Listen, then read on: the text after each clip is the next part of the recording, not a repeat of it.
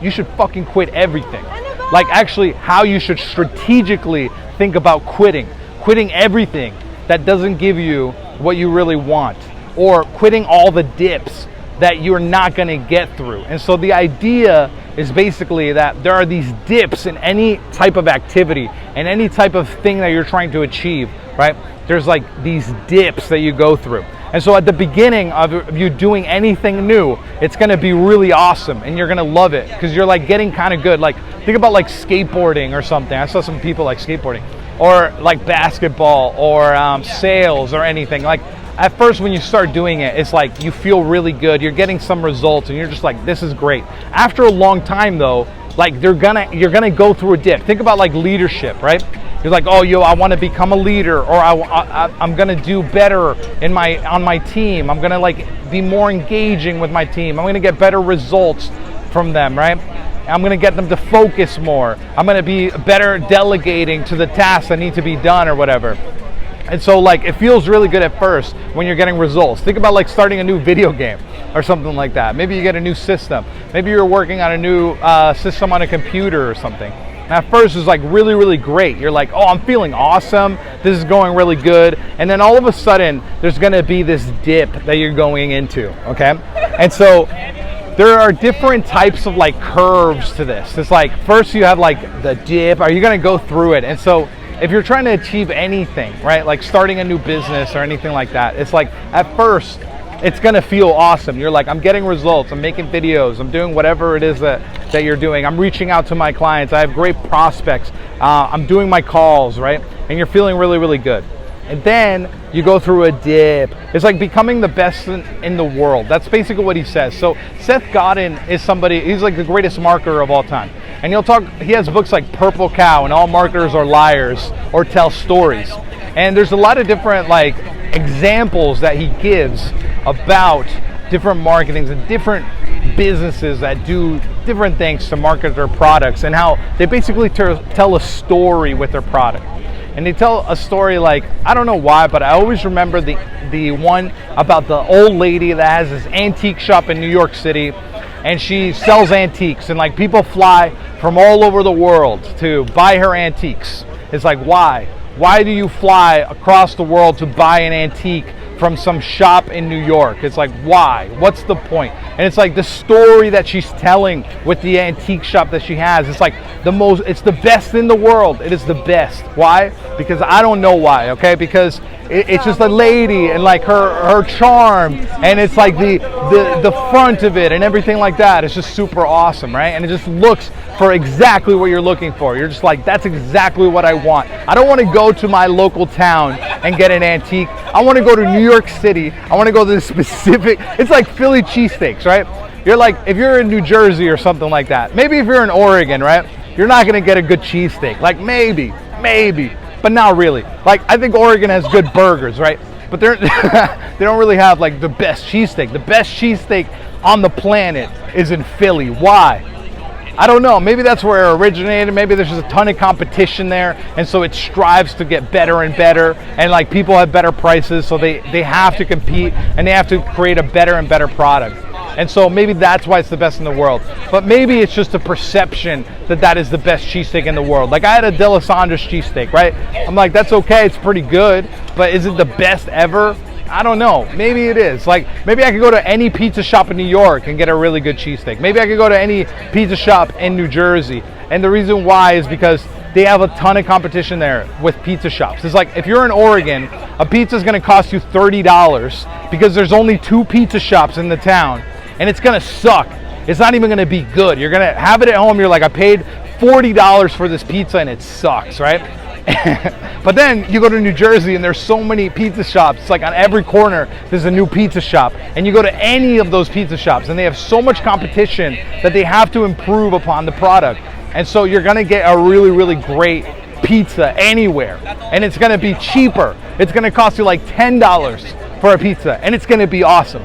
Okay, so I think that's really, really interesting. But basically he has books like Purple Cow, and he basically says that there are so many people trying to do the same thing. There's so much competition in the world today, right? That you have to stand out. You have to be a purple cow. If you don't stand out, then no one's gonna care. Nobody's gonna focus on it. Nobody's gonna pay attention to it. And so you have to stand out. That's what Purple Cow is about, right? You're just like, I'm gonna try to stand out the best that I can and become the best. And there's basically like a chart that you can look at, right? It's like the best people in the world at the specific field. And what is like the best? The best isn't just the best in the world, right? The best is basically the best choice that I can have available to me in that specific location that's at a reasonable price that I can afford. That is the best. It doesn't mean that it's the best in the world. It's the best that's available at a price that I can afford. And so when you're looking at any specific product, any specific service, right, and becoming the best in the world at anything, it's like the average adult reads less than one nonfiction book a year. The average adult reads less than one nonfiction book a year. Less than one. So, if you want to be the best in whatever fucking industry you're trying to tap into, or in your business, or the place that you work for now, just read 50 books a year in that specific niche. Like you will destroy, dude. You will be the best, easily the best. There's no, dude, people, like I just said, the average adult reads less than one.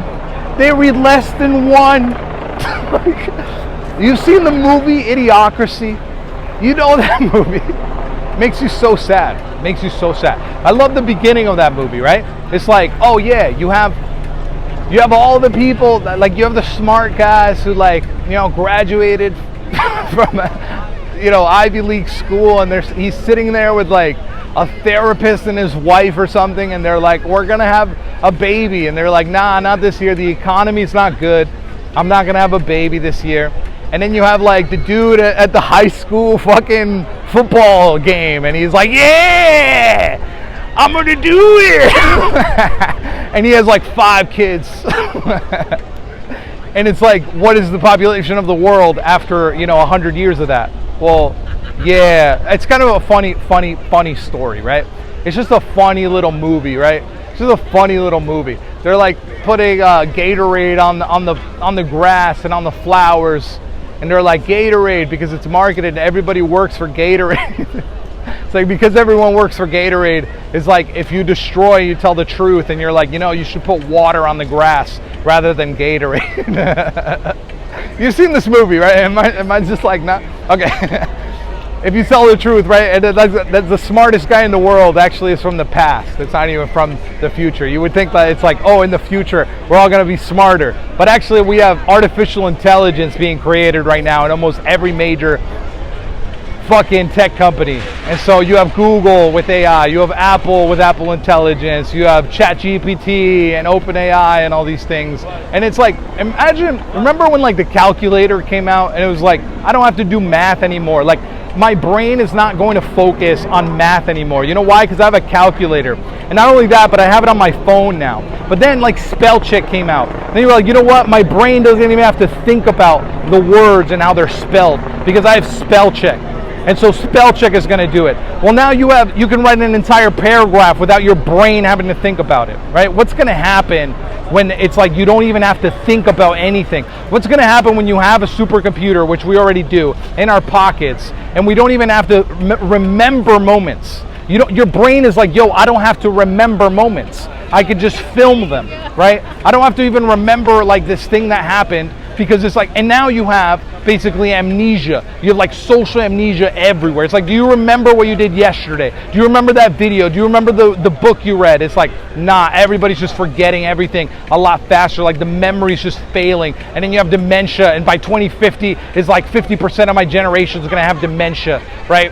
And Alzheimer's and all this shit. It's like legions in your brain. Okay, does that actually matter? Okay, let's focus on what you can control, right? And so one of the things that I want to talk about is self-discipline when it comes to leadership and what a leader should actually be doing, right? And so one of the main things is basically that you don't want to alarm your team, right? If things are going wrong in your business or in your specific team or something like that, you don't like share your fears with your team. You don't share your doubts with your team. You're just like, you know what? I have no doubts. This is going to happen, right? You're confident. You're confident about what you're trying to tell your team or what you're delegating to your team. But there's only so much time that you have in a day. You have 24 hours, right, in a day, and it doesn't really matter. The thing is that we have so many options now of different things that we can do, and so many different distractions of different things that are just distracting our attention, right? That you're basically like, well, even if I have 24 hours in a day and you have 24 hours in a day, you're not going to think about all the different things that you could be doing. You're going to be wasting time. And now you have like the TikTok generation, right? Just swiping. Let's just swipe through these TikToks that are just like getting our attention spans even smaller and smaller and smaller. And it's just like, we don't care. I'm just going to keep swiping because it feels good. Now, I'm not going to watch a 1 hour video that can really help me. I don't even have the attention span to sit in a movie anymore and watch a movie for 2 to 3 hours. I don't even have the attention span to read an entire book. I don't have the focus for that. I don't even want to. And here's why. Because you think I always liked reading? Like, fuck no. One of the first things that I ever did was mess with who I was. I was just like, you know, who am I? Do I like reading? Do I like church? I remember this. It's like people used to ask me. It's like, I was never religious. I'm not like, maybe. I love the Bible. I love the Bhagavad Gita. I love the Tao Te Ching. Those things are freaking great, right? But it's like, was I ever religious before? It's like, no. What got me there was psychology, right? I studied psychology, and then I was like, well, this is kind of interesting. But then when I read like religious scripture, like the Bhagavad Gita, and like the Tao Te Ching, and all these things, like the Power of Now, or A New Earth, all this stuff, or Stillness Speaks, or Oneness with All Life, and all of this, it kind of just started to make a lot more sense when you read it, right? It's like, Jesus says things like, you know, you're going to be persecuted because of me and shit like that. Okay, it's a fucking stupid quote, okay? But I think that people can read it. It's like, I actually get comments from people saying that, right? It's like, yo, I'm trying my best out here to be a good person. And then I have groups of people that are just kind of like, you know, against me or some shit like that. And they're going through like resistance and groupthink and all that stuff. And that's maybe for another video. But that's what got me into all of that stuff. I was never really into it. But here's the thing, when people ask me about it, I'd be like, I love it, dude. You know, I never read. Like, I didn't like reading at all. But when people asked me about it, I was like, yeah, I love reading. And it wasn't true. It wasn't fucking true. I was lying, okay? I was fucking lying because I wasn't a reader. But little by little, I was like, I don't want to be a fucking liar. Let me read this fucking book. And the first book that I read that I really, really liked was this book called Mastery by Robert Greene.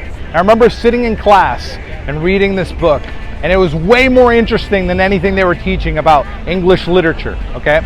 So I'm in American literature class, and they're talking about, like, I don't know, Walt Whitman, which actually I love Walt Whitman. That's a great fucking author, right? He's like the first great American author of all time, Walt Whitman. And he wrote like Leaves of Grass, I think it is, a Song of Myself. And he would walk around New York, and he just basically, it was like a free verse poem. It's like the first free verse poem of all time. And he would just write everything that he saw, and he would like be like, oh, I see myself, I am that person. And basically, it's kind of interesting, but I think like during the time that he was writing this, he kind of got this idea of like the one consciousness, right? How it's like, if you pass out, you're not really you losing consciousness. It's like consciousness is losing you. It can no longer come in and kind of use you or animate itself through you to tell truth or to create art into the world. And so there's basically like one consciousness that animates everything, that animates everybody. And we're all part of that one consciousness. But we also live in a hyper-competitive, like you're in New York City, right? It's like the most hyper-competitive like place in the world. And so is America, right? You have capitalism. And I think that's really, really cool because you can actually heighten the amount of value that you receive by creating more value into the society. And so what's the product or service that you're providing? And what's the product or service that you're a leader in right now? And how are you going through the dip? There's different types of dips here, okay? Basically, you should quit everything that you're not going to finish, right? Is quitting bad? Is like become unstoppable, right? I'm never going to quit. Like Steven Pressfield, you know, never going to quit. I'm just never going to stop. I'm going to keep going. Is that good advice? Maybe you should actually quit. Maybe you should quit everything that you're not going to finish. Maybe you should stop doing all the things that you're going to waste your time, waste your energy, waste your focus on, that you're never going to get a result on, that you're never going to be the best at, and focus only on what you're going to be the best at, right? And so you're going through the dip, and at first you're not getting anything. You're not getting any reward. You're not getting anything. It's becoming harder and harder for you to do it. It's becoming harder and harder for you to do it. And you face resistance from everything. It's like things get really hard, right? You have to work 100 hours with no pay. You're paying your employees. Maybe you're outsourcing. Maybe you're like, you know what? I don't even have enough time in the day to do everything that I got to do. I'm not even sleeping, but I got to outsource. I'm not doing all of these things that I can't do anymore. I can't do it all, right? And so you multiply yourself. I think there's a great leadership book called Multipliers by Liz Wiseman. And this book talks about how there's different types of leaders. Basically, one leader is a diminisher. And that leader will look at all these different other team and say, they're the only ones that can do it. I'm going to push them down. Basically, there's two ways to, right, of feeling better. One way is to put people down, and then you feel better instantly.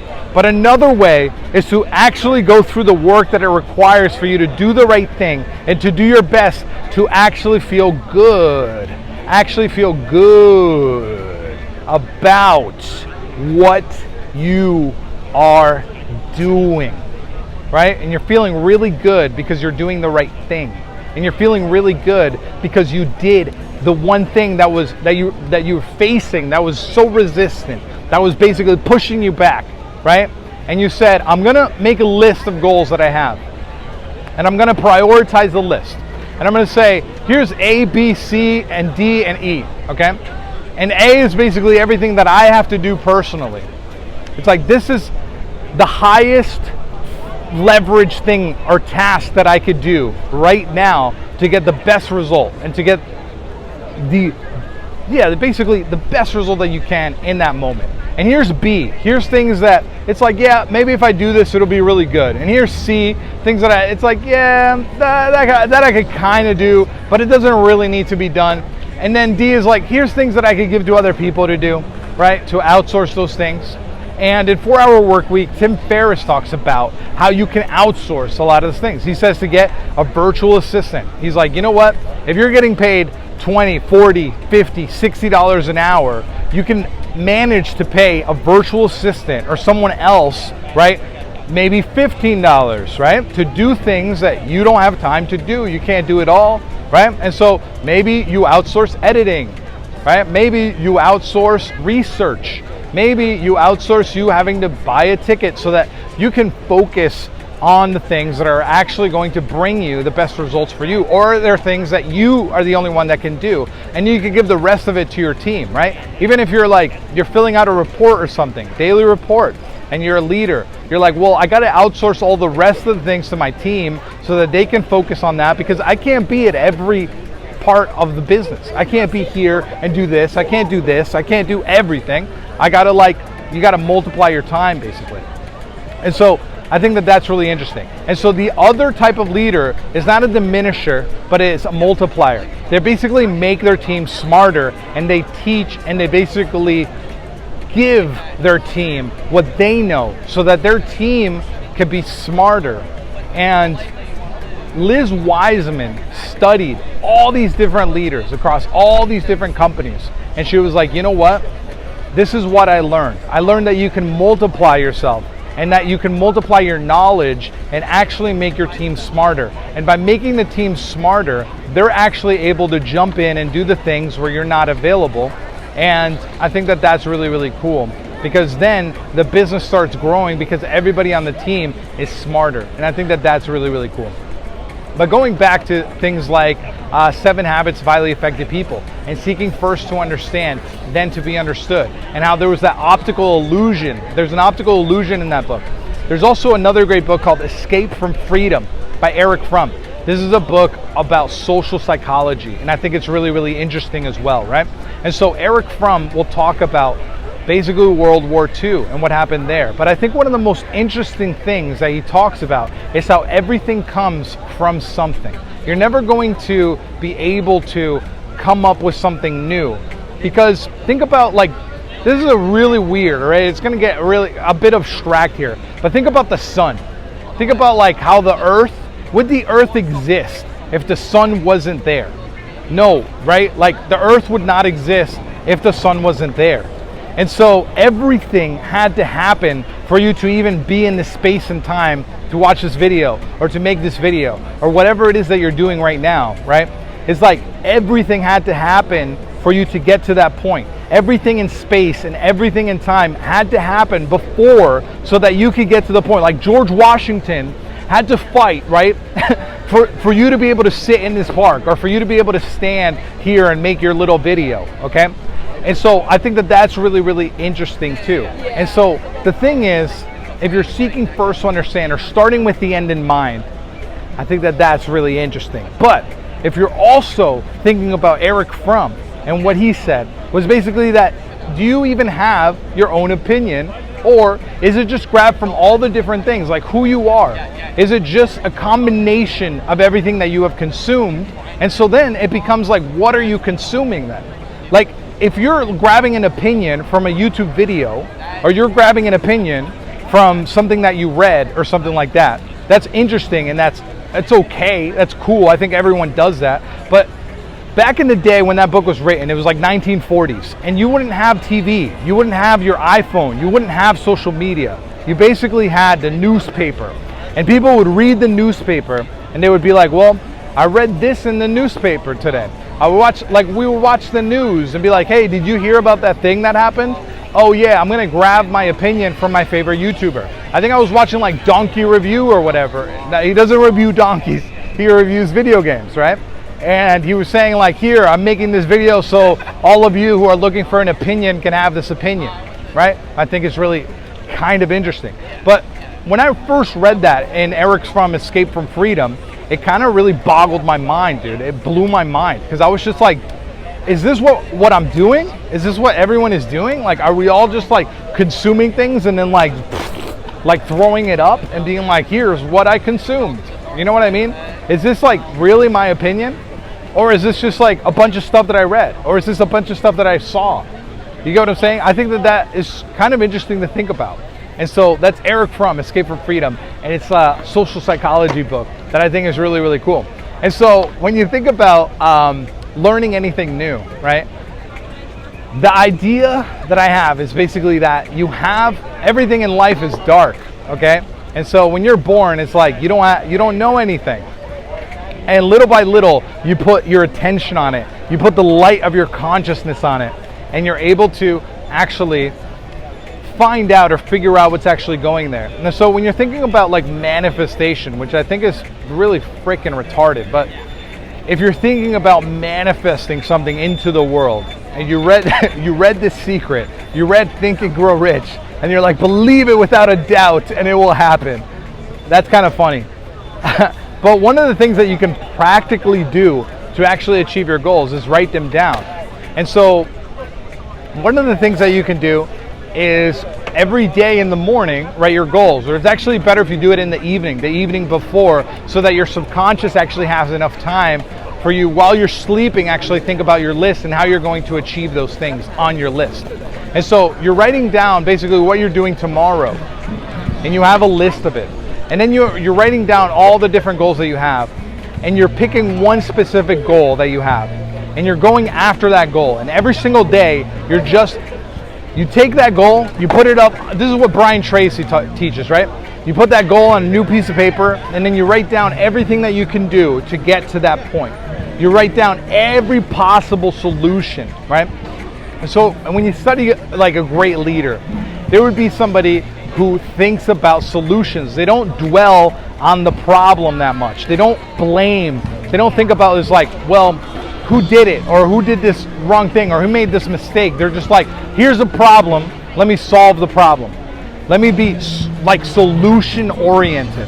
I think that is really interesting too. And so when you're thinking about being solution oriented, you can think about what problems do you actually have? And are they actual problems and things that you can deal with, or are they just things that are happening and that you need to accept? Like, if tomorrow the stock market crashes or something like that, is that really a problem? It's like, maybe it's a problem, but is there anything that I can do about it? It's like, nah, I can't control it, right? And so maybe it's just something that I have to work around. Maybe it's not a problem at all. Maybe it's something that I have to do nothing about it. Like, maybe it'll go away if I actually don't pay attention to it. But then you may have actually a lot of problems that you have to solve, and you will basically rise in life and rise in success to the level of problem that you're able to solve for your client. If you're solving small problems, you're probably not going to be extremely successful. If you're solving really, really big problems, like building an entire building or something like that, and you're in charge of that, then you're probably going to get paid a lot more for solving bigger problems. And so the idea of success is that you will rise to the level of problem that you're able to solve. And I would say that that would be what actually, maybe you have different types of success. Maybe success to you is having a ton of money in the bank, or maybe it's to have an amazing house, or to have a really cool car, right? And to have all these material things. And I think that is really cool. But maybe for you, it's actually traveling. Maybe it's traveling the country, being able to do that. Maybe it's for you to be able to solve problems, to be the best problem solver in your industry, or to be the best problem solver in your specific niche. And so that could be how you become successful, or that could be what success is to you as well. And so all of these different books that we talked about so far, right? And so you could talk about smarter, better, faster, and I could say the word so, and I could say the word like, and I could say the word and we're gonna continue to say the word and like and so, because how much time do we have in this video? I really don't know, but we're gonna just keep it rolling, okay? Keep it rolling. And so in The Dip by Seth Godin, you basically have like different things. When you first start a task, you're getting really, really great energy because you're just like, I'm getting results right away, this is great. And then you go through a dip and you're just like, man, it's getting harder. Like, I don't have the motivation anymore. I don't want to do this anymore. I just want to stop, you know? And so it's your perseverance and basically having your self-discipline to keep going to get through that dip. But should you just keep going if it's not a dip? At the end of the dip, you actually get all the rewards, all the things. It's like a lot of the times you quit before you get there. But you have to know, like, what is something that I have to quit that's never going to give me anything back? And that's basically called a cul-de-sac, right? It's like, it's a dead end. You keep doing it, you keep doing it, you keep doing it, but it's never going to get you anywhere. Is it really going to get you to where you want to go? Is it really going to get you the result that you're looking for? Is it going to get you to be the best in that specific niche, or in that specific industry, or in that specific business? Are you going to be the best on the team? And if you're not, maybe you need to quit those things that you're doing. Maybe it's not the actual system that you need to stop, but it's maybe the way that you're going about it. Maybe it's not the specific strategy that you're using, but maybe it is the specific thing. Maybe you're not going to be the best in that specific thing, and then you need to learn how to quit all the cul-de-sacs, all the dead ends, all the things that are never going to get you to what you really, really want. Another thing, though, is a cliff. And these things are like, it's like going up and up and up and up, and all of a sudden, boom, it's just like, boom, you fall, you fucking fall, right? And that sucks, man. That's like smoking. If you think about smoking cigarettes or smoking marijuana or something like that, right? It gives you a lot at first. You're just like, yep, I'm riding the wave. This is awesome. This is so great. And then all of a sudden, boom, you just wasted your fucking life. You wasted all your time. You have fucking no energy. Your brain is fried, bro. Or you're smoking. You're like, oh, well, it's great, it's great, it's great. And all of a sudden you get lung cancer, and then boom, it's a cliff. You fell off the fucking cliff. Great dip, dude. Great fucking dip. You get what I'm saying? Like, yeah, it's great. It's addictive. It's easy to sell. But also, think about this in sales, right? If you're trying to do like door to door. You're cleaning windows door to door. I think that's fucking awesome, right? But most of the time, whatever you're trying to sell, maybe you're a real estate agent. You're trying to sell houses. Maybe you're a car salesman. You're trying to sell cars. Maybe you're trying to sell something else. Maybe you're trying to sell a course. Maybe you're trying to sell your law services. Maybe you're a doctor and you're like, you know what? I want to sell my services, right? I want to be the best in town or something like that. A lot of times if you have salespeople, maybe it's not that. Maybe it's something else. Maybe you're selling stock, right? Maybe you're a broker. You're like, I want to sell stocks, okay? A lot of the times when you're trying to sell anything, right? There's basically you try and you try again and you try again and you try again. But it's like a lot of the times you quit. You're just like, you know what? I tried 3 times. This person doesn't seem like they're interested. I'm gonna stop. I'm just gonna quit. And sometimes you quit too early. I think I read this today, right? And No Excuses by Brian Tracy. And he was saying how like by the 7th attempt, a lot of the times you'll get the sale. And a lot of people quit at 5 attempts. Now, should you pressure the client? Be like, oh, listen, you need to buy this, you need to get this, you need to like, no, fuck no, right? But maybe you try again. Maybe you're just like, here's the offer again. Here's actually more value for a bit less. You get what I'm saying? And so by the 7th attempt of you actually trying to sell that thing or that product or service, you'll actually be able to get the sale. And so maybe you quit way too early. But that's really good. But is it a dip that you're going through? Is it a cul-de-sac where it's a dead end? Or is it a cliff that you're gonna go fall off of? And you need to audit all of these different things in your life and write them down and say, what are my goals? What are my personal discipline goals? And here's the thing, it's like you'll feel better. You'll feel a lot better when you actually accomplish the things that you set yourself up to accomplish. You'll feel really, really good. You know what, when you feel really, really bad? When you didn't do the thing that you know you should be doing. When you're just like, man, I really, really want to travel to Oregon and shoot a video at Trilum Lake. Am I gonna pussy out and not do it? Fuck no, I'm gonna fucking do it, right? Why? Because I feel amazing. You think I'm gonna give a shit later when I'm already done with the project? You think I'm gonna care, dude? Fuck no, I'm gonna keep going. I'm gonna face the resistance and get it done, dude. Get it done, okay? Why? Because it makes me feel good. It makes me feel good to actually do the things that I set myself to do. You're gonna feel really bad. And this is, if you don't do the things, if you like set a list of goals, you set a list of tasks and you don't accomplish them, you're just like, you're feeling bad, man. You're gonna be low energy, you're not gonna be motivated, you're just gonna be like, man, I don't even wanna do this. I don't wanna do this, you know, I feel really bad. And so, why does that happen? That is actually, a lot of the times, man, it's the locus of control. So in psychology, they'll say you have an inner or an outer locus of control. And it's like, the outer means that basically you believe that everything around you is impacting you and affecting you.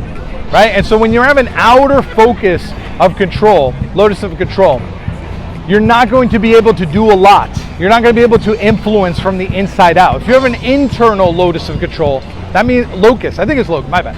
Internal locus of control basically means that you're going to change or influence the outside. And when you feel like you're in control of your life, when you feel like you're on top of it, when you feel like you're just knocking down goals, how good are you gonna feel? You're gonna feel a lot better than if you're just like, oh, well, it's all the external. It's all about the situation that's affecting me.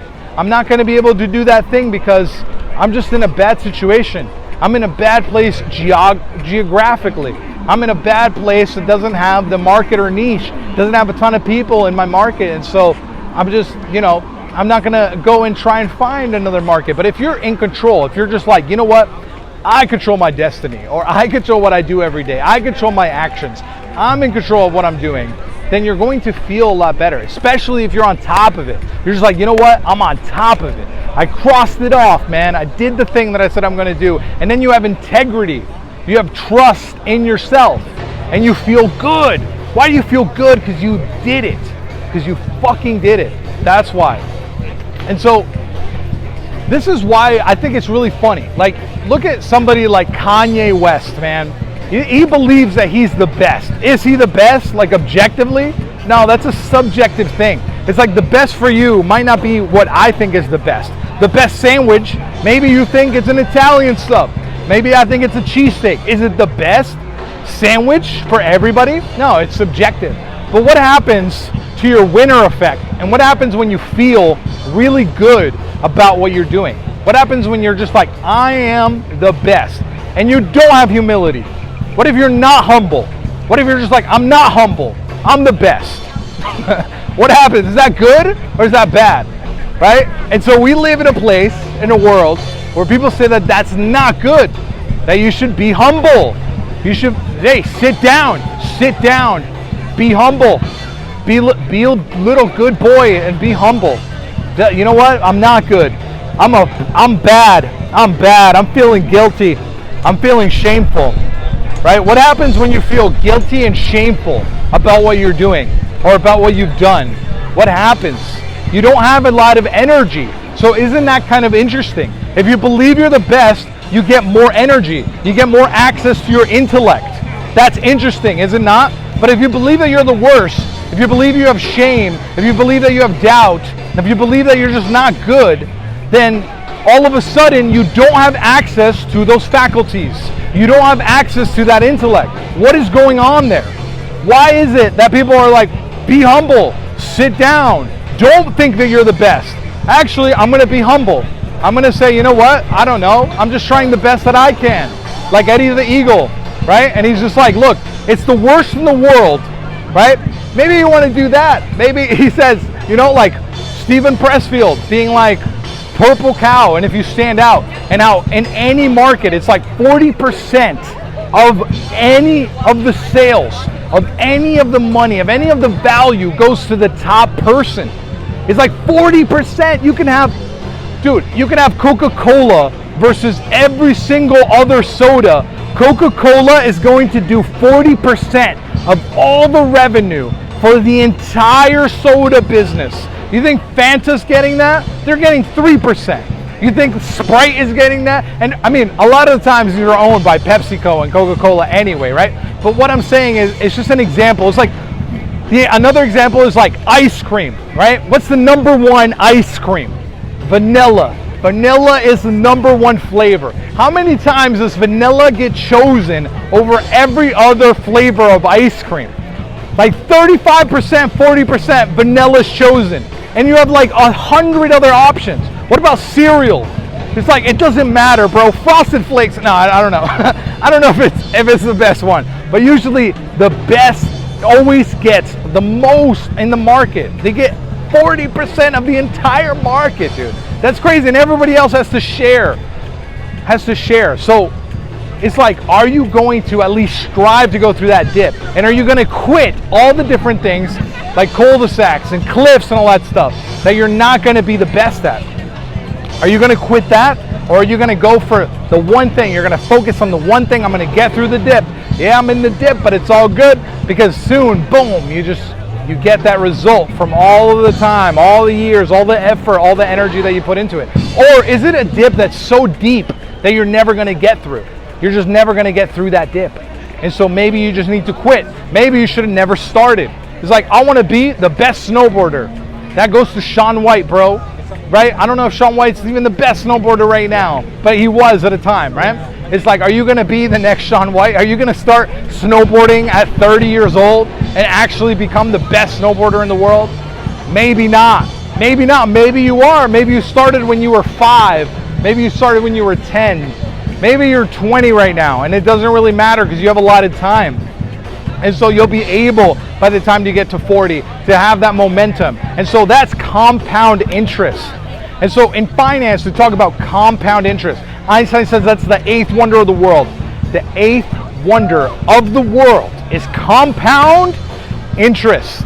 And compound interest is basically when over time you get just like amazing returns. It's like at first it's hard, it's like a snowball, right? It's like starts really small and then it just starts building and it starts building. It's like, do the math for this. Have you ever actually done the math for this? It's like you start investing one year, and the year that you start investing, or even investing for the last 5 years, And it's like maybe you have 10K, 20K, 50K, 100K. But then after that, it gets easier and it gets faster, right?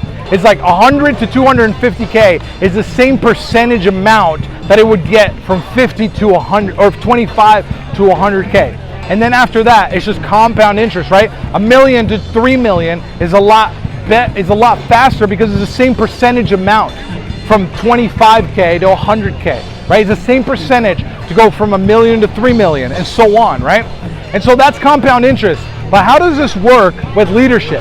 How does this work with anything else in life? How does it work with business? How does it work with sales? How does it work with something as simple as reading a book? And so, when you're trying to like read a book, I was amazed actually. I just reread The Dip and I just reread No Excuses, and it took me a few hours. I was amazed, dude. I was amazed. Like when I was in my early 20s, when I was starting college, I hated reading. I couldn't even read a book in like a fucking year, dude. I couldn't read a book in a year. Like that's crazy to me. Now it took me 3 hours. Fucking insane. What? Like how? How, dude? How? Compound interest. You put so much into that thing. It's like I brainwashed myself, dude, to love reading. I was like, dude, I love it. I love it. I love it. It's the same thing with fitness, right? I'm not the fittest fucking guy. Fuck no, okay? But it's the same thing that you could do with that. It's like you look at a cupcake and you're like, ew, that's disgusting. It's the worst. You look at pizza, you look at a burger, you're like, ugh, disgusting. Then you look at broccoli, you're like, yes, amazing. It's the best. I love broccoli. Broccoli is the best. And then you eat the broccoli, right? You look at soda, you're like, ew, disgusting. Soda? Ugh. Then water, yes, water, so good. Amazing. I love water. Water's the best. Right? Why would you do that? It's like, okay, well, is that better than doing what you're doing now? It's like, everybody loves pie, right? It's like, I love pie. You love pie.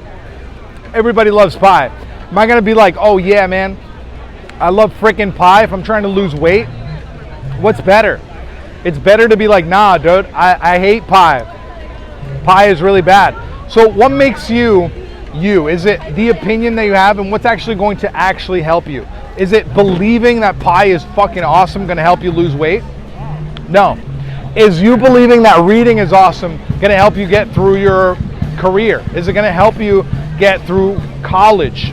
Is it going to help you to actually be able to read a book and get compound interest? Right? Like the first year, it took me like a year to read a book. Then it took me a few months. Then it takes me a few weeks. I remember like a year or two ago, it would take me a few weeks to read a book.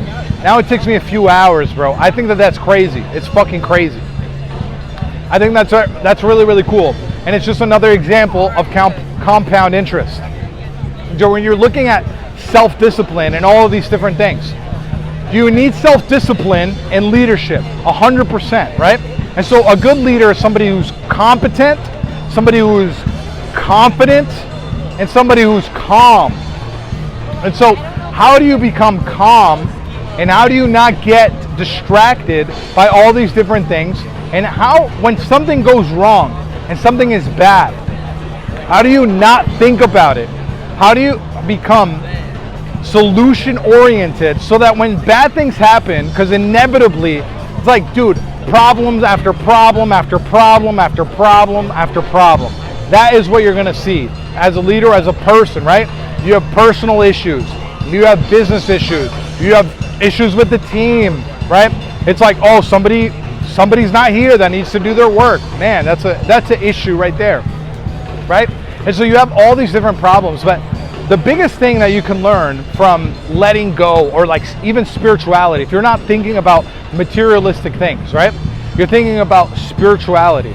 And you're like, the best thing that I can learn is actually letting go and forgiveness. And so Jesus will call it forgiveness. He said, forgive your enemies. Or he says, love who you hate. And this is like easier said than done, right? It's like, are you really going to love who you hate? Like, it's hard, right? Somebody did something bad to you. You're just like, man, it's hard to forgive this person. But Is this something that's going to be really, really good for you to have the discipline to actually forgive different things that happen, different things that arise? You can't control everything, right? And you can't control what other people are going to do. A lot of the times, you got to just freaking forgive. You got to let go. You got to say, you know what? I forgive you. I forgive you for doing that horrible thing that you did. And here's the thing. You would think that forgiveness is something that you do for the other person. It's not, man. It's selfish. It's a selfish thing that you do, because then it no longer takes up rent-free in your mind.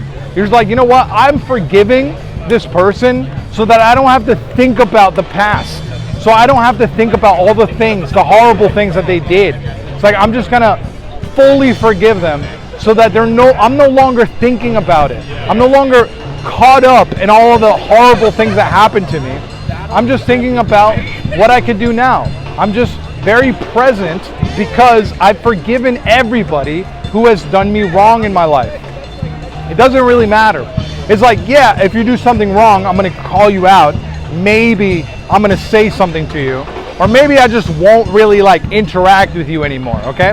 But here's the thing, it's like, I'm still going to forgive you, and it's not for the other person a lot of times, it's for you. It's for you to be able to forgive that person so that you don't have to think about it anymore. You don't have to be caught up. It's like, how much time does it take for you to forgive something that happened? If you're like in traffic, right? And somebody cuts you off in traffic, are you gonna be like, what the fuck? Fuck this person, right? Are you gonna get angry, or are you just gonna ask God to forgive that person? You'll be like, God, forgive, please. Please forgive them. You get what I'm saying? Because then you're just like, dude, it goes away. In a second, you have peace of mind. In a second, you're just like, man, I don't have to carry this with me. It's like, how many people are carrying things that happened to them in their childhood, or are carrying things that happened to them last week, or are carrying things that happened to them a month ago, or something like that. You're like, hey, how are you doing? Oh, you won't believe it. I hear people on the phone all the time.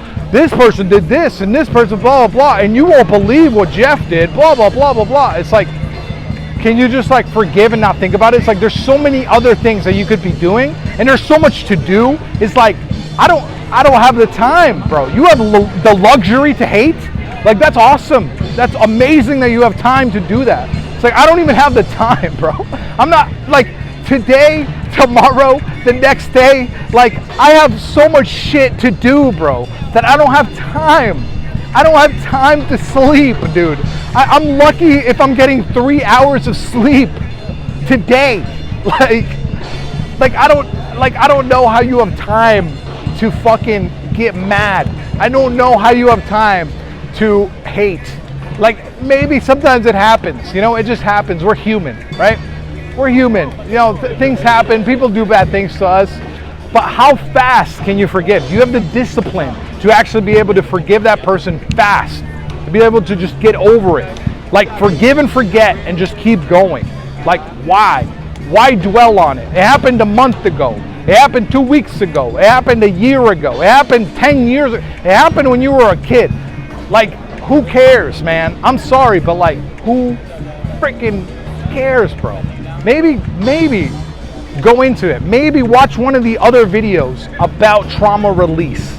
Maybe watch some of the other videos about spirituality, or about emotions, and about your thoughts, and about awareness, and about all of those things. And maybe go somewhere where you could be alone and deal with those emotions, right? Or go watch Inside Out 1 or Inside Out 2 and learn a little bit about emotion. I'm not saying that that's like amazing, but I think it's a fun movie, man. It's super fun to think about like anxiety in that way, and to think about anger in that way, and to think about sadness and all this stuff, right? It's a fun way to look at it. But I'm not gonna go super deep into that right now, because I think that even the last video was about that, and then the video two videos before that, it was all about the inside, right? And today was more about the in-between.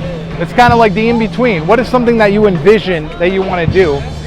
And then you go out and how to actually, not manifest, I wouldn't use that word. And if you're using that word, that's fine, bro, but I wouldn't use that word. I would use it just like, you're going out and achieve your goals. And you're like you're basically focused on the goal, and every day you're just getting more and more done towards that goal, is right?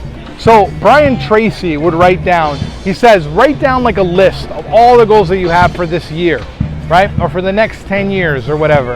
And then pick one that you really, really want to achieve, like super fast, right? And get on it, man. And then write down all of the different things that you can do to get to that goal, right? Maybe you could do this, you could do that. Write down all the different solutions that you have to that problem, right? All of the different things that you could possibly do to get closer and closer to that goal. And then go out and take action on it. Take action, go. What are you waiting for? Go. It's like Shia LaBeouf, just do it, man. Just do it. Just freaking do it.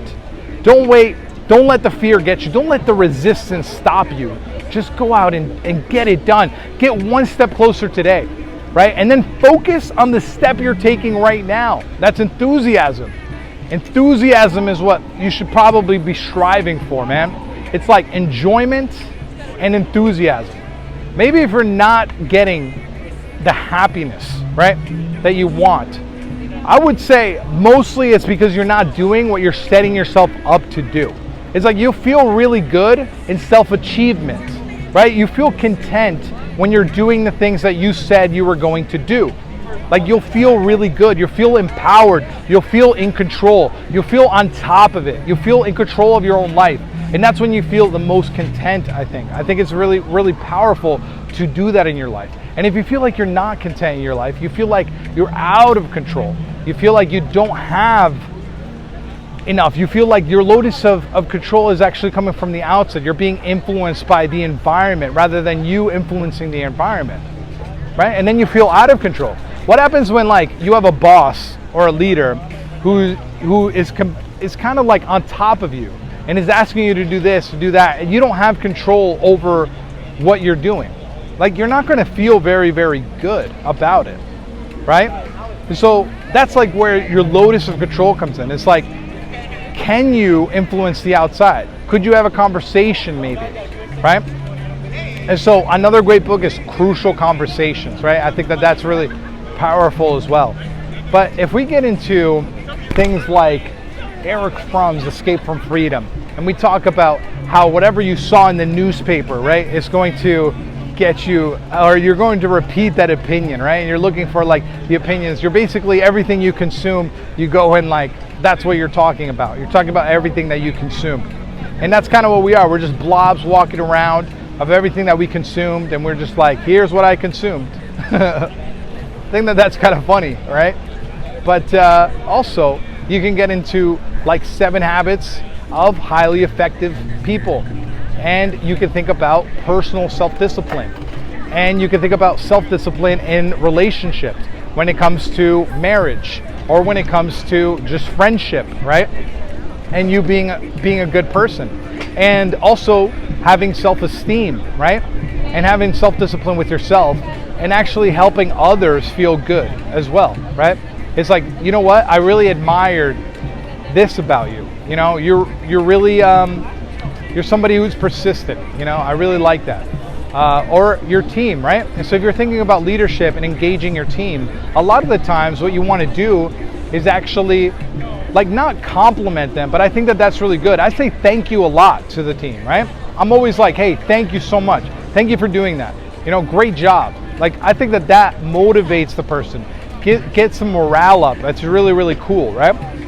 But also, when you're delegating tasks and you're outsourcing and you have like a personal assistant, you want to be very, very specific with the things that you're giving them.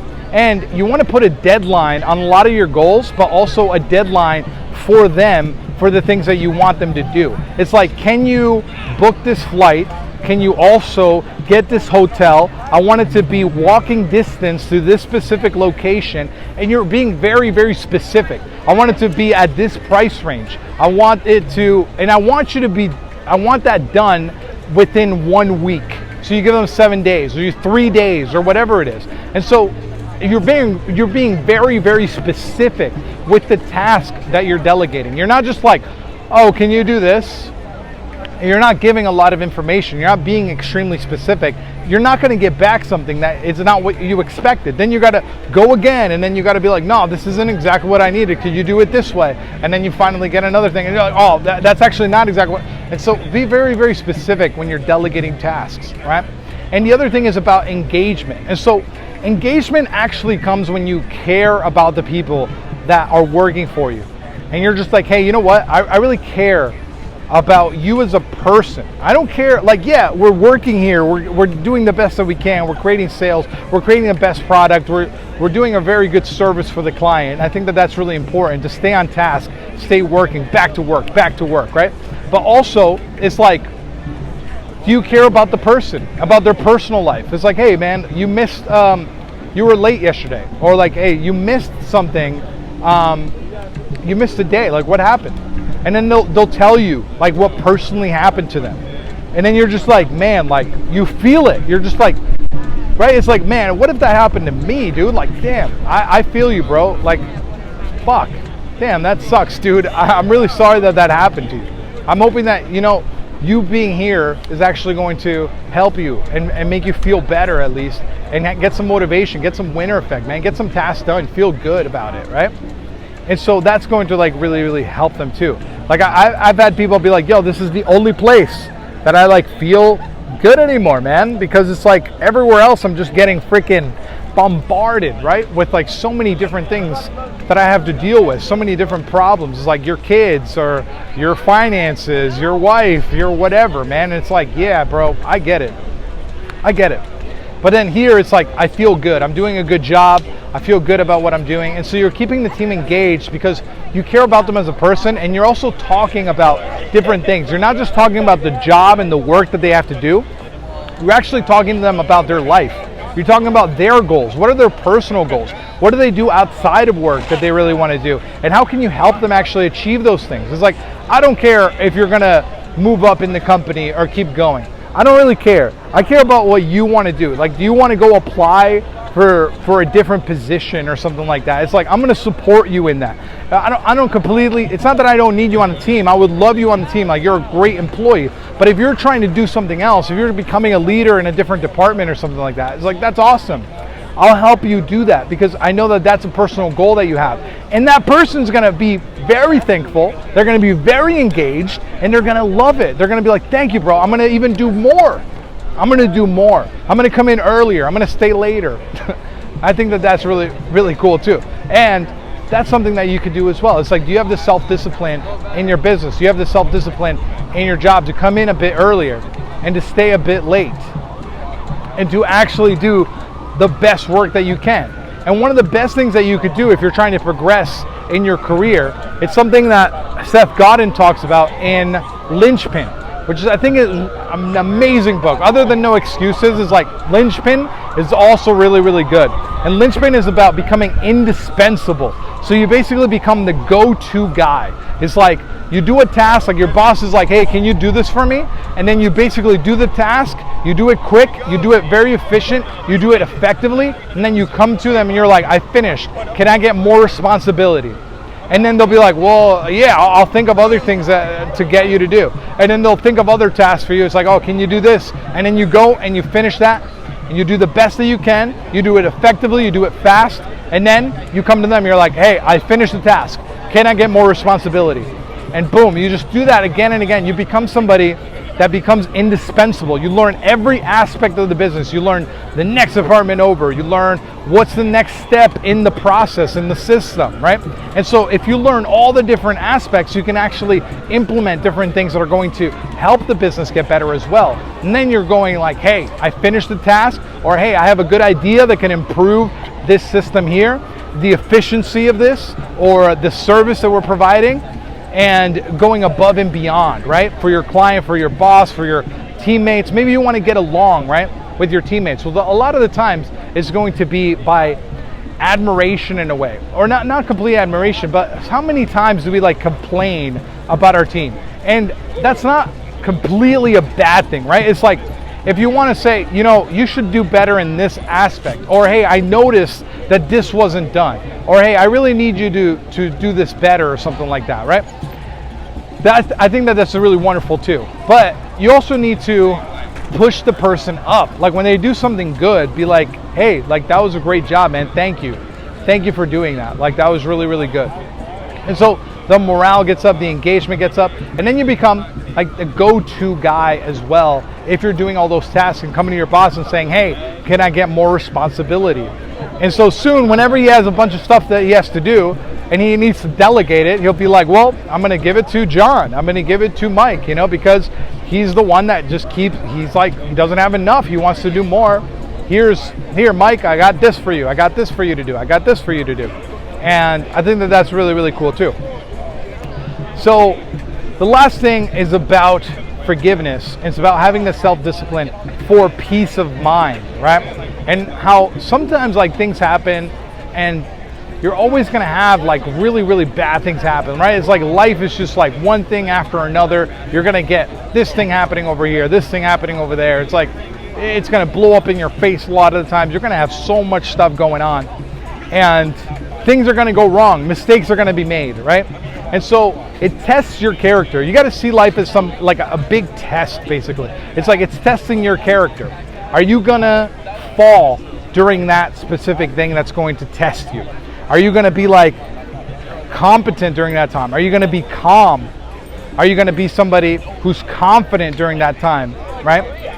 And so that's what you want to do. You want to be confident, you want to be competent, and you want to be calm. And so how do you become calm when somebody says something or somebody does something that's really bad, and then it's like you loop on it and then you keep thinking about it, and then you're like, oh man, well this person did that and this blah blah blah. It's like can you get back to work? Can you get back to the solution? It's like, yeah, there's many problems, and yeah, I could focus on the problem, and maybe you need to analyze that problem. Maybe you need to say, okay, this is the problem, and then think of all the different solutions that you can have to that problem and say, okay, well, I can do this, I can do this, I can do that.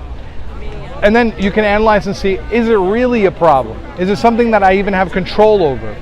Is it something that I can actually do to actually improve this or to get better or to solve this, right? And how can I do it faster too? How can I stop this from happening in the future? And analyzing the problem could be really, really good as well. But maybe it's not something that you can control. Maybe it's something that's completely out of your control and you need to accept it, right? Something like Eckhart Tolle, he would talk about in A New Earth or in The Power of Now. He'll say stuff like, are problems even real? And a lot of the times it's like when you have a problem, you're either dwelling on something that you're not taking action on right now. And so it's like, maybe I have a ton of problems, but it's like, I'm not solving them right now. I don't have a plan to solve those problems. And so they're just boggling up in my mind. They're just up here, and I don't really know how to solve the problem because I have so many problems. I'm so filled with problems that I don't allow myself to have space for a solution to those problems. And so that could be something that you could do. Also, the acceptance of it. It's like, can you accept everything the way that it is? A lot of times the problem is like you're at point A, but you're trying to get to point B. And so the problem is like B, right? It's like, how do I get from A to C? And it's like, I don't feel good, right? Because I'm not at C yet. Well, as you're solving it and being enthusiastic about it, because you're just like, hey, I know where I'm going, I have the vision, I know what problem I'm solving, but also it's like, can I keep going and solve this problem with the best that I can? How could I be productive? How could I use the intellect that I have? How can I have the energy that I have? How can I use all the energy that I have in order to, in the time that I have? But it's like, can you actually be, you could be self-disciplined in the time that you have, but can you be more productive with the time that you have? It's like, can you expand time management? Can you really manage your time? No, because time is just going. It's not something that you can actually like change at all. It's just like, time is there. You have 24 hours in a day. Can you actually manage the time? No, but you can manage the tasks. There's a great book called Busy by Tony Krabs. And in this book, he talks about how basically we have an endless amount of options in society today. And there are so many options that are trying to like distract us and everything, that it's really getting really hard to make a choice. But he says that you're not really busy, basically. If somebody says to you, listen, I'm busy, it means that they prioritized a lot of other things that come before doing the thing that you offered, right? That's what it is. It's that you're basically just having the same amount of time, but you're prioritizing all your tasks, and you're saying that other tasks and other things that I'm doing have a higher priority and have more priority than the thing that you're asking me to do. It's not really that I'm busy, it's that I have other priorities, because you have 24 hours in a day, and those 24 hours are gonna go to different things that you're paying attention to. And so it's like, how can you control your attention? How can you focus on one specific thing at a time and not multitask? Like people say, oh, multitasking. It's like, nah, bro, like that's not true. Like that's not real. Like you can't really like be listening to music, watching a show, and also studying. Like just study, bro. Just like read the book. You know what I'm saying? It's like, just put your focus and attention on that one task. And also there's the 80-20 rule. 20% of the things that you do are giving you the most results, and 80% of the time and focus is spent on things that aren't giving you the results that the 20% of things are actually giving you. So you prioritizing the task of the things. It's like, what can I do right now? What can I do today? What can I do tomorrow that will actually give me the best result in what I'm trying to achieve? What is that? What is that 20% of things that I could do today that's most important? And then face the resistance, because a lot of the times you're not going to want to do it. It's hard, right? It's like, I'd rather do this task because it's easy. I'd rather do this task that it's easy. And if you're going to go in that route and actually do the easy tasks first, that's fine. If you're looking for momentum and compound interest in what you're doing and winner effect, right? It's like, okay, I'm going to do this one easy thing to get momentum, to get myself back on track. Then I did that, I feel good. Okay, then I did this, I feel good. But get to tackling the big things. Get to tackling the 20% of things that are actually going to provide the best results and the most back for you, right? And that's being productive. It's like, yeah, it kind of is doing the least amount. But if you know that human beings are doing that, if you know that human beings want to do the least amount and get the most out of it, and that is kind of productivity. How can you use your energy? How can you use your resources? How can you use the intellect to actually get the most done in the least amount of time with the resources that you have? Well, you can focus on getting that, right? And doing those things. But the other thing is that you can actually focus on other things. You could focus on being the best in the world at a specific thing. And if you're not focused on that, if you're not going to be the best in the world at that specific thing, just quit now, dude. Just quit now, because you're going to go through the dip. You're either going to go off the cliff, you're in a cul-de-sac, and you're trying, you're never going to get anywhere. Or you're going to go through the dip and actually reap all the rewards later. And the deeper the dip is, and the more that you were able to get through it, is actually the harder it's going to be for your competitors to do the same thing. How hard is it going to be for a competitor to travel the country and actually do all of the things? To do videos in Trillium Lake, to do videos in Hesida, to do videos in Crater Lake, to do videos in LA, to do a video in Seattle, to do a video in Philly, to do a video in New York, Times Square, Washington Square Park, Philly, and Nashville, and Texas, and Dallas. Like, how hard is it going to be for a competitor to do that? Like, maybe not. Maybe you're able to do it, but it's like the chances are kind of slim. I don't really see too many people that are going to be able to do that. And so the deeper that the dip is, the harder it is, and the more rewards that you're going to get after you get out of that dip, right? The more rewards you're going to get, because like you're not going to have a lot of competition going through that. You know why? Because most of them quit. They quit before they get through the dip. It's too hard.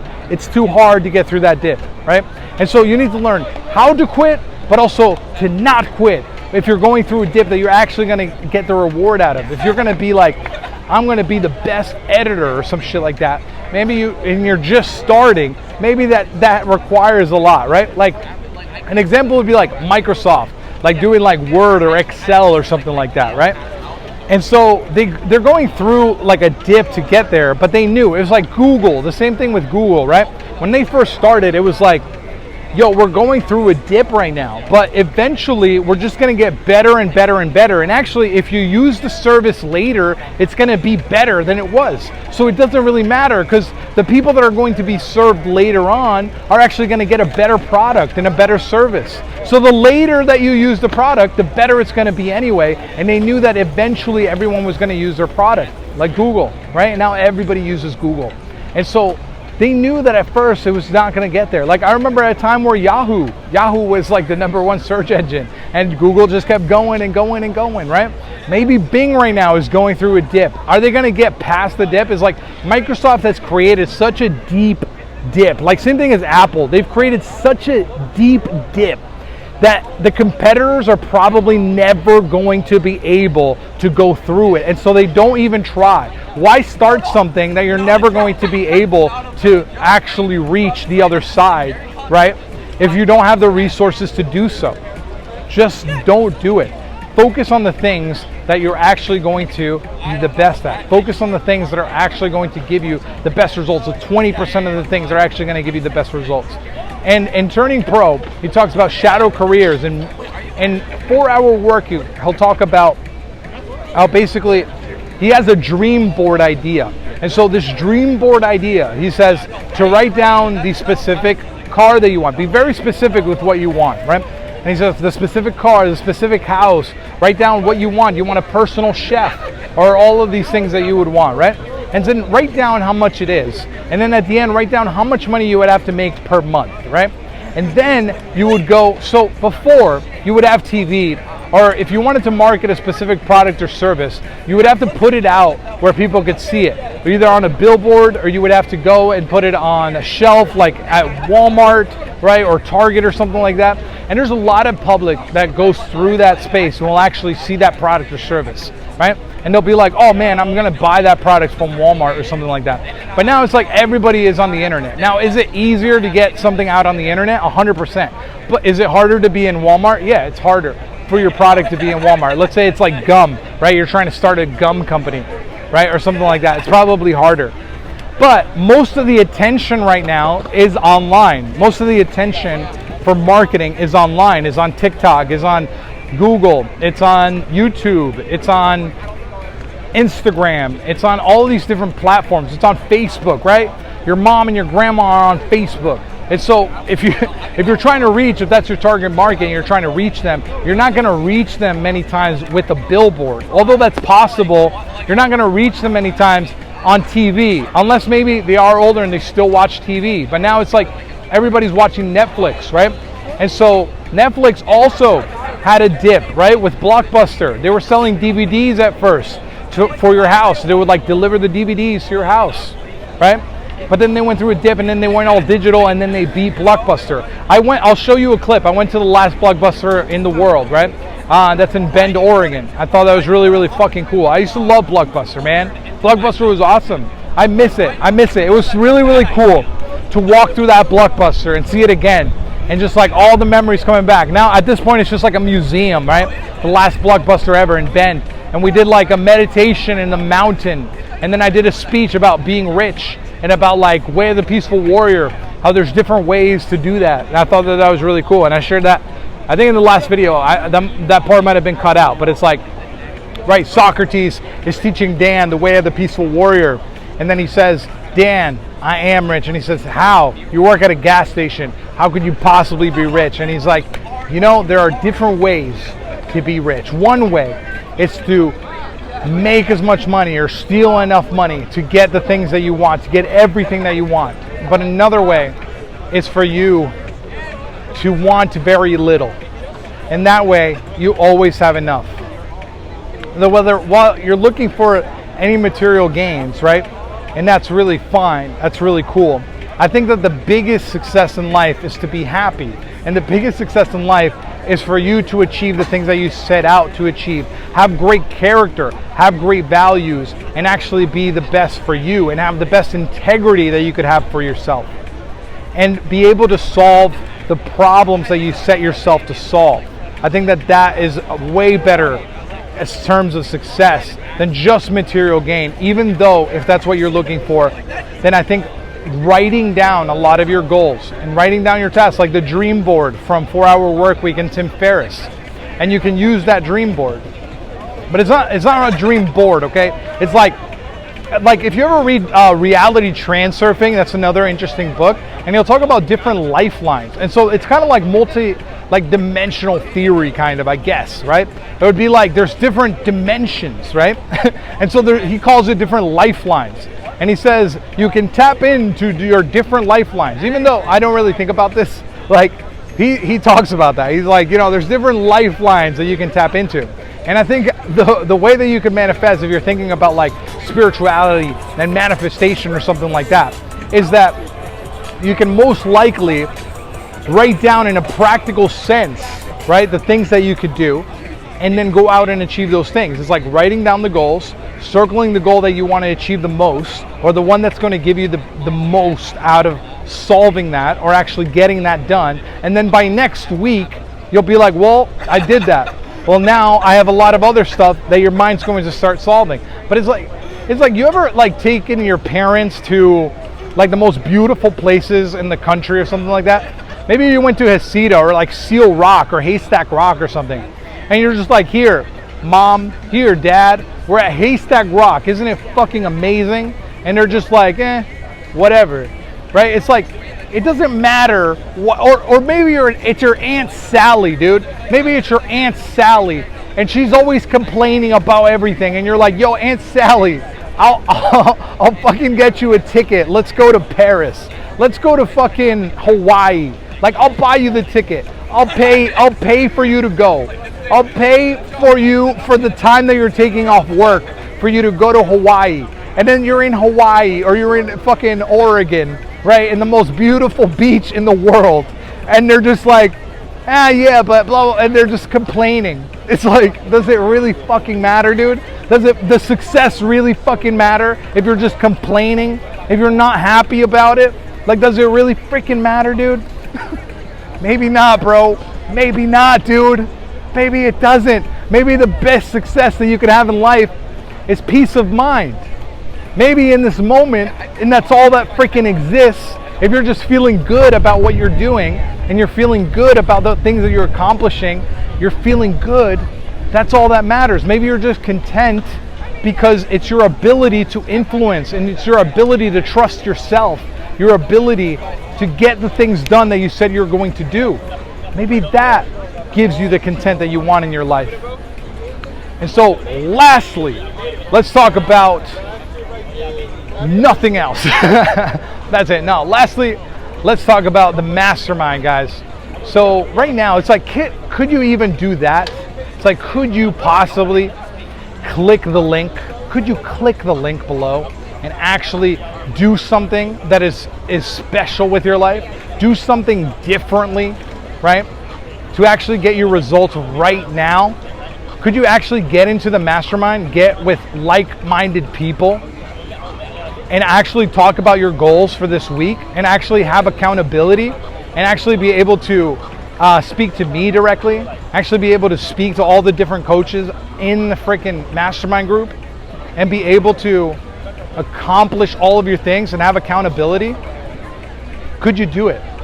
Could you even do that? Do you have the focus to watch a video for an hour or two? Do you even have that focus? As if you don't, maybe this isn't the right thing for you, right? Maybe just keep doing the same thing. Maybe go keep scrolling through TikTok. Maybe go watch another free YouTube video. That would be wonderful too. But the mastermind offers digital program. It also offers one-on-one. And it offers a group of people that are keeping each other accountable to actually go out and do the things that they promise themselves they're going to do. And you're going to feel really good once you get all of your tasks done on your list. We have people that are writing books, right? We have people that are building businesses. We have people that are just dating coaches. We have people that are going out in Boston and stuff like that. I think it's really, really cool. Whether I don't personally teach that, I think it's really, really cool that there are people who do that, right? And if you want to get around people that are achieving a lot in life, that is a way to do it. And it's like it's not really, it doesn't really take that much to do. And if the bare minimum you can't do that, then I don't know how you're going to get through the dip. I would read more books. Definitely, if you're somebody that doesn't like reading, or you're not going to set yourself to be like, yo, I'm a reader, I'm going to read all the books that are required. I know it takes effort. It takes effort. It takes time to be able to absorb the information. It takes time to actually read the books. I get it. I get that it's maybe a bit hard, okay? But if you're not actually going to read the books, maybe that's not the best thing for you, right? And so maybe you shouldn't click the link, okay? Because if you're not somebody who's a reader, right? The average adult reads less than one nonfiction book a year. If you're not like the average, if you're trying to be the best, you're trying to do more than the average. If you want to be the best in a specific industry, you should probably just read 50 books within that industry within a year. You'll probably be the best at your job. You'll probably be the best in that industry. Why? Because again, the average adult reads one book a year, right? And so that's the last thing that I'll say here. I hope you have a freaking awesome day. I hope you have an awesome week. I hope you got something out of this. I hope this wasn't a waste of time for you. And yeah, go out and kick ass, all right? Kick ass, do the best that you can. And also have the self-discipline. Set out your goals, all right? Write down your goals every single day. Rewrite your goals again, all right? Have a daily task list that you have and check off all the different things that you're doing. Feel good about checking it off. Have like a psychological trigger of you actually conditioning yourself to get the things done that are hard and that you don't want to do. And beat that resistance. Go against the resistance. In Turning Pro, Stephen Pressfield talks about resistance. And he talks about how you should go beyond the resistance. How there's something inside of you that's pulling you away, that's pushing you away from the things that you should be doing and the things that you want to do, right? And so that's what I would say to you. Do the best that you can. And also write down your goals, go after them, get them done, feel good about your life, and then I'll see you on the next video. We're going to Nashville next week. I think that'll be really fun to do one in Broadway in Nashville. That'll be really cool. All right, I'll see you in the next one. I'll see you on that one. Peace out.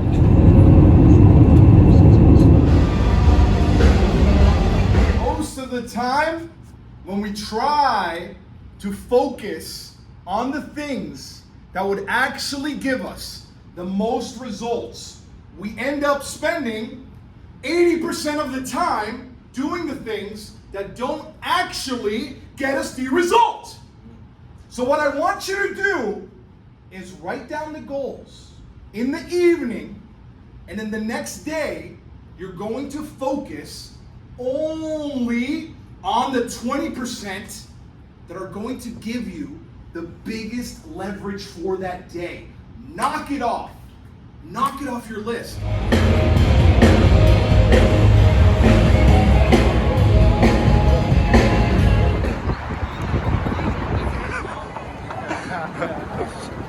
I'm in Nashville next week.